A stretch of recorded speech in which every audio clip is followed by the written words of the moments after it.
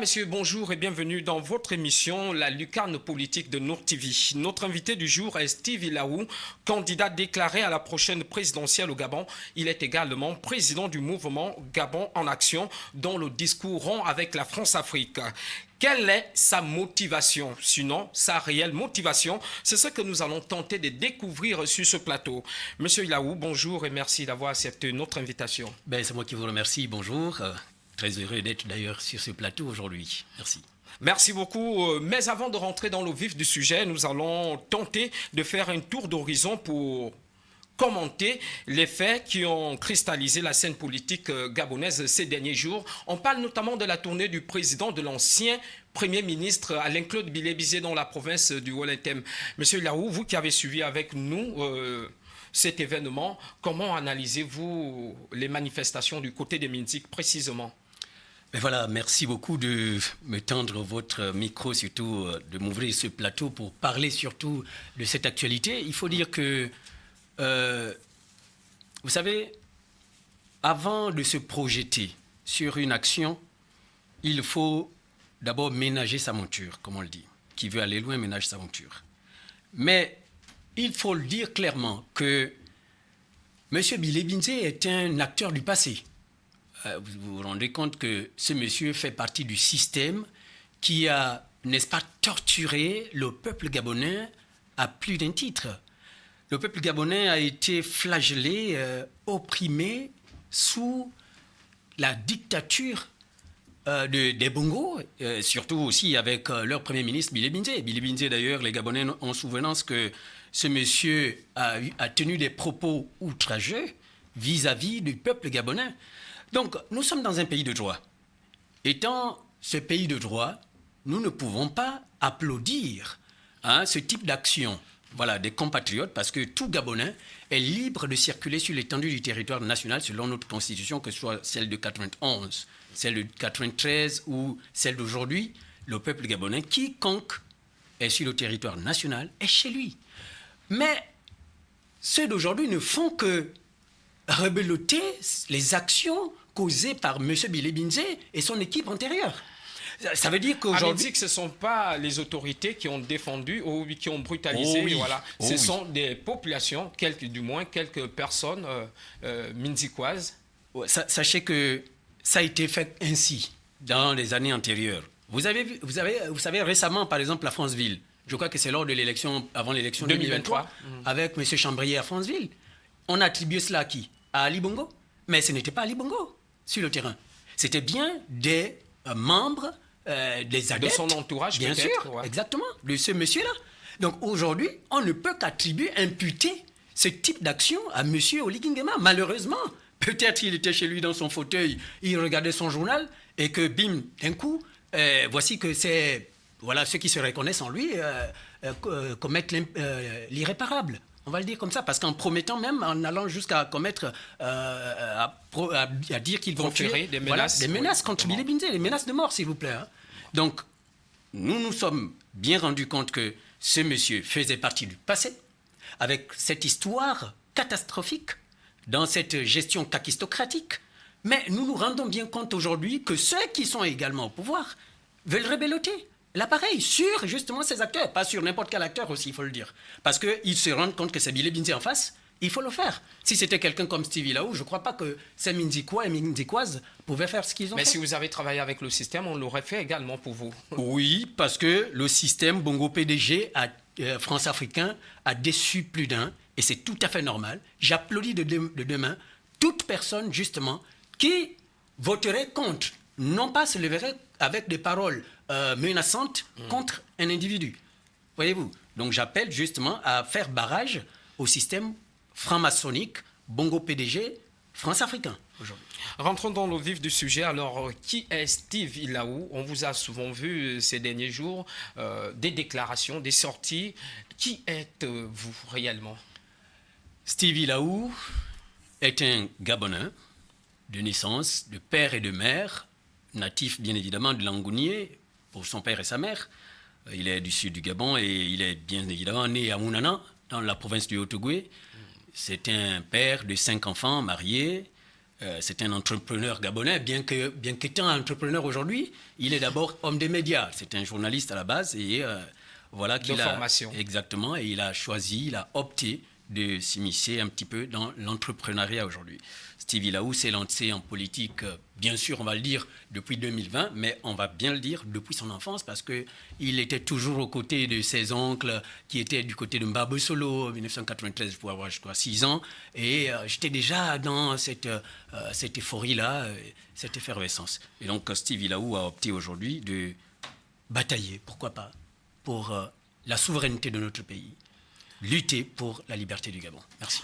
En vous proposant comme le leader de ceux-là qui contestent la France-Afrique aujourd'hui, quelle est votre réelle motivation d'abord pour la présidentielle qui est en vue dans quelques semaines seulement?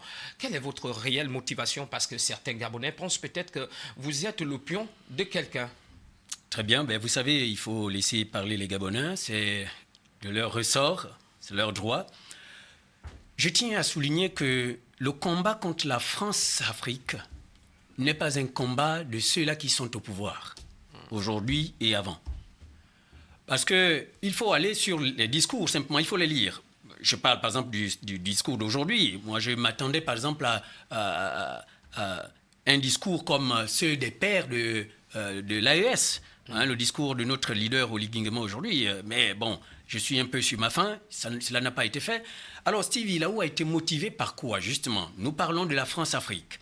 La France-Afrique, les colons sont arrivés en 1472 sur nos côtes. Depuis lors, jusqu'à ce jour, le peuple gabonais a du mal à véritablement accéder à sa véritable souveraineté. Le Gabon n'est pas souverain. À travers ces accords qui nous lient, ces accords coloniaux intempestifs, qui ne sont là que favorables à la France. Tenez, le vendredi 2 décembre 2022, j'ai été reçu à l'ambassade de France dans le cadre justement d'un entretien et pour parler justement de ces accords. Et les accords que nous avons soumis, que nous avons mis sur la table, n'ont souffert d'aucune contestation. Parmi ces accords, par exemple, on va vous dire que le Gabon ne peut pas choisir librement son partenaire. C'est la France qui donne quitus à l'État gabonais de pouvoir choisir un partenaire. Et puis, quand on vient au niveau étatique, au niveau de la gestion du pays, on se rend bien compte que tous ceux qui ont dirigé le pays, mais ne sont favorables qu'à ces accords. Et regardez, récemment, le nouvel ambassadeur de France est arrivé chez nous. Mais qu'est-ce qu'il a dit? Là, c'est sous Oligui. Parce qu'on peut prendre Léomba, qui a paraphé cela, 67 Omar Bongo, qui les maintient jusqu'en 2009. On n'a pas parlé de révision d'accord. 2009, avec M. Ali Bongo, on ne parle pas d'accord, de révision d'accord.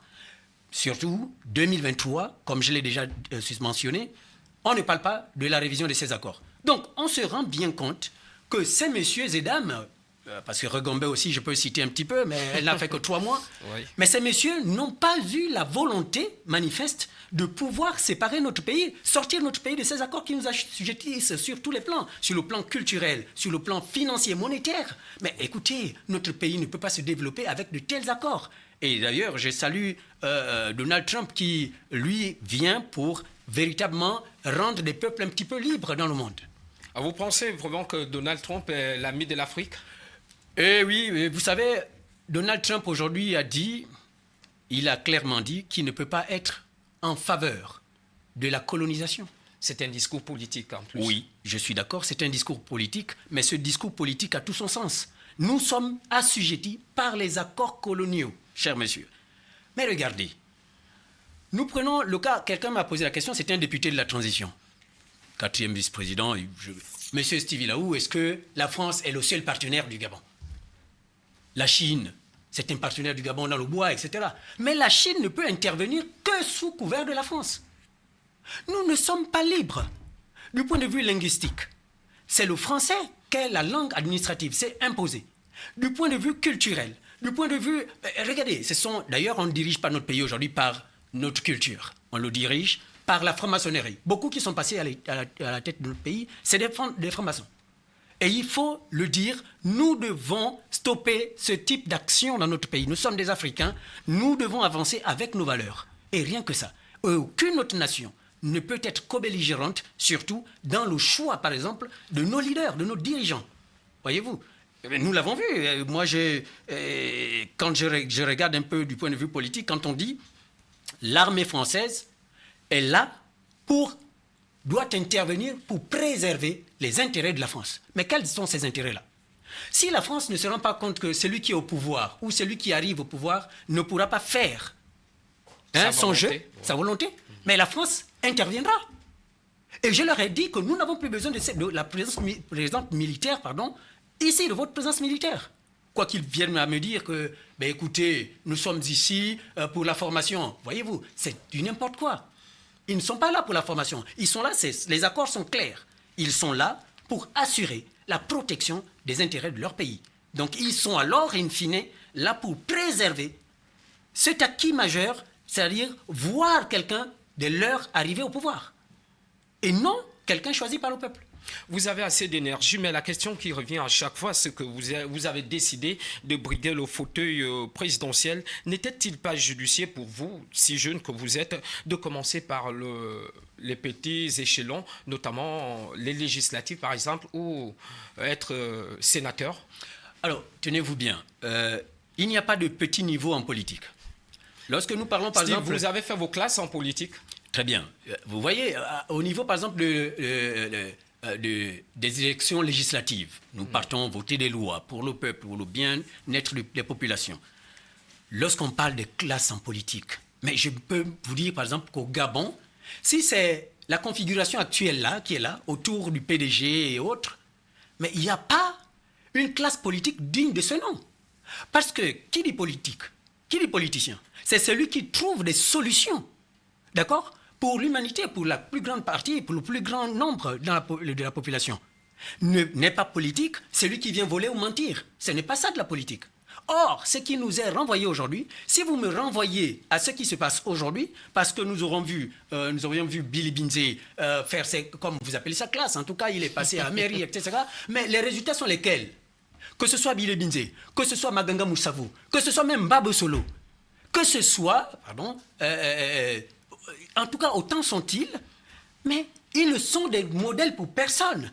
Dès lors qu'ils n'ont fait qu'échouer et plonger le pays dans la précarité la plus absolue. Donc ce ne sont pas des modèles. Et d'ailleurs, tenez-vous, je citais Donald Trump tout à l'heure, et Donald Trump d'ailleurs n'est pas arrivé déjà sénateur quoi que ce soit. Angela Merkel est un exemple, Monsieur François Hollande en France. Oui. D'accord. Donc il n'y a pas du tout un débat autour de classes. Et d'ailleurs, tenez-vous, il s'avère que la nouvelle constitution donne les pleins pouvoirs quasiment au futur président. Oui. Moi, je ne dis pas au Nguema, puisque... Le futur président, disons ça comme ça. Merci. Peut-être c'est vous. Je le souhaite et que Nzambe Kana puisse nous entendre. Alors, ce que je vais dire, c'est quoi? C'est que la nouvelle constitution, par exemple, dit que le futur président sera en même temps chef du gouvernement. Ça veut dire qu'il va tuer, n'est-ce pas, le contre-pouvoir parlementaire. Ça veut dire, en d'autres termes, qu'il n'y a même pas possibilité d'aller à l'Assemblée nationale. Pourquoi faire? Pour faire la figuration. Mais l'Assemblée a la force de dissoudre également le président de la République. Oui. À partir de là, c'est un contre-pouvoir. Cette Assemblée ne pourra pas. Il n'y a pas... Cette Assemblée ne peut malheureusement pas, puisque qui est au-dessus? C'est-à-dire que dans une démocratie comme la nôtre, nous devons faire quoi? Comme l'ancienne Constitution le prévoyait.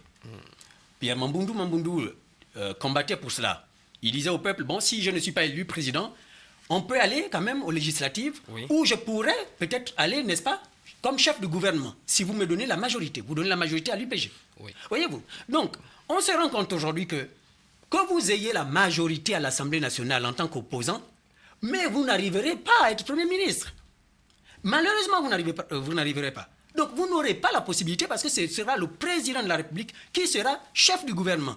Vous ne pourrez pas le destituer. Il fera donc tout pour qu'à l'intérieur, que vous ayez 100 députés, vous aurez forcément 80 députés ou 50, 52 du camp majoritaire, notamment du président. Steve, on va avancer dans le débat. Et si votre candidature était retenue, quelles sont les raisons pour lesquelles les Gabonais doivent-ils vous suivre? Bien. Nous faisons la excursion dans le cadre de projets de société, par exemple. Entre griffes. Oui, il faut le dire. Les Gabonais, aujourd'hui, sont privés de la liberté, de leur liberté, leur souveraineté à tous les niveaux. Regardez, Emmanuel Macron est arrivé, le président français, en mars 2023. Il a osé prononcer ce mot. Il dit au Gabon, l'orpaillage devient de plus en plus illégal. Comme si au Gabon, le Gabon était la France. Mais oui, il s'appuie sur quoi? Sur les accords. Sur ces accords coloniaux. Et c'est pourquoi déjà la première chose, c'est la révision des accords. Premièrement, nous devons drastiquement supprimer ces accords comme les pays de l'AES. Avec Ibrahim Traoré, Assimi Goïta et Tiani. La première chose, pour connaître l'essor véritablement chanté dans tous les domaines. Avec la révision de ces accords, la suppression, nous ferons quoi? Nous aurons la liberté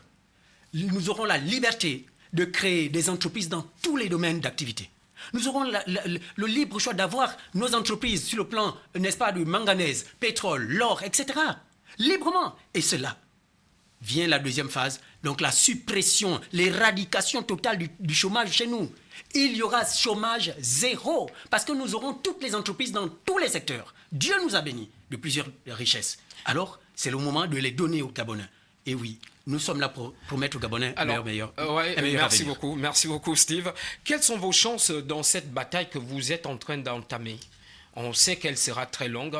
Après plus de combien d'années, vous l'avez cité tout à l'heure, de coopération, de partenariat avec la France. Et ça ne sera pas du tout facile pour vous, jeunes que vous êtes, pour rompre le cou de la France.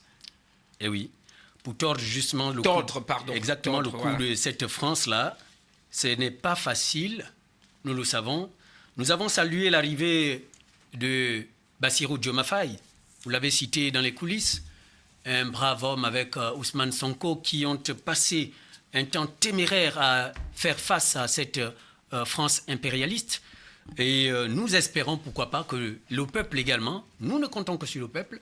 Le peuple gabonais est ce peuple que nous voulons souverain et ce seul peuple qui pourra choisir de qui sera, n'est-ce pas, à la tête de son pays. Moi, je pense que tout Gabonais a sa chance, a plusieurs chances d'arriver à la magistrature suprême, pourvu que le peuple accorde bénéfice du doute au projet de société qui leur est présenté. Voilà. Effectivement. Et est-ce qu'il y a un candidat avec qui vous souhaitez peut-être travailler pour atteindre votre objectif? Un candidat sur la scène actuellement, ou bien un homme politique, un leader politique avec qui vous souhaitez travailler pour atteindre votre objectif? Mais voilà, les coalitions sont toujours admises. Nous l'avons vu déjà récemment en 2016, il y a eu une parfaite coalition, et d'ailleurs même en 2023. S'il arrivait qu'il y ait quelqu'un qui sollicite, qui veut s'allier à nous, eh bien, nous tendons les bras à toute personne, voilà, à toute bonne volonté qui voudrait s'allier à nous. Et pour le moment, nous suivons simplement notre ligne, nous suivons nos objectifs, et nous pensons que les Gabonais nous suivront également d'ici peu. En prenant pour la rupture avec la France, quelle est l'alternative que vous proposez aux Gabonais?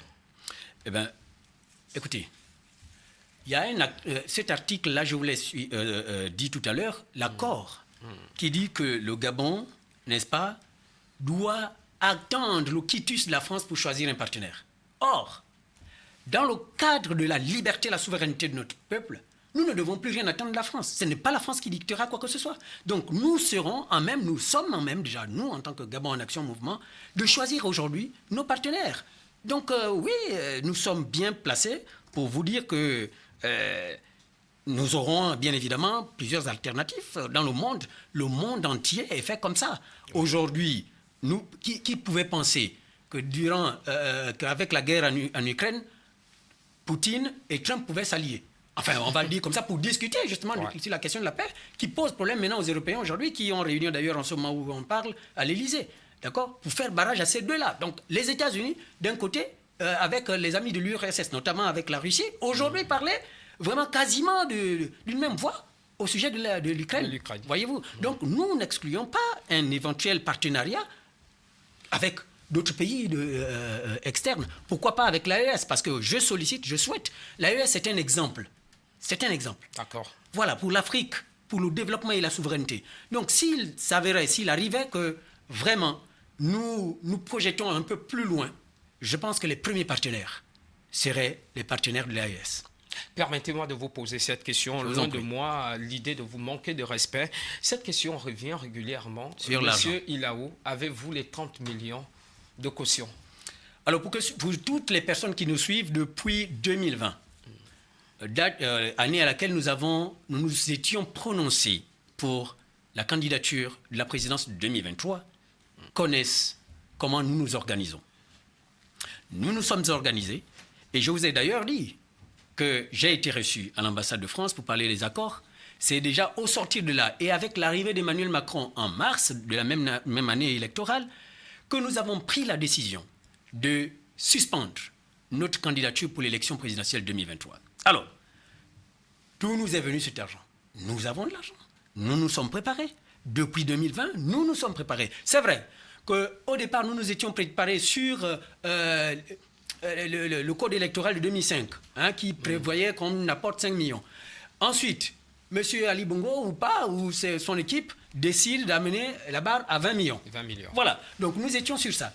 Maintenant, aujourd'hui, c'est 30 millions. Ben, écoutez, s'il y a à compléter, nous sommes toujours là. Déjà, ça fait bientôt Vous 2 avez ans. déjà les 20 millions d'avant, Ça de fait 2023 2020, 2025, ça fait Oui. quasiment 5 ans. 5 ans, quasiment. 2023, 2025, il y a 2 2 ans. ans presque, Oui.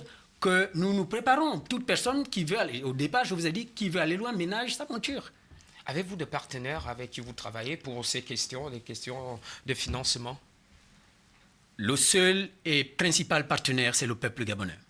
Vous savez, je l'ai dit quelque part, même Donald Trump aujourd'hui, permettez que j'insiste sur ce nom, qui est un... Vous êtes un admirateur de Donald Trump, décidément. Je le dis.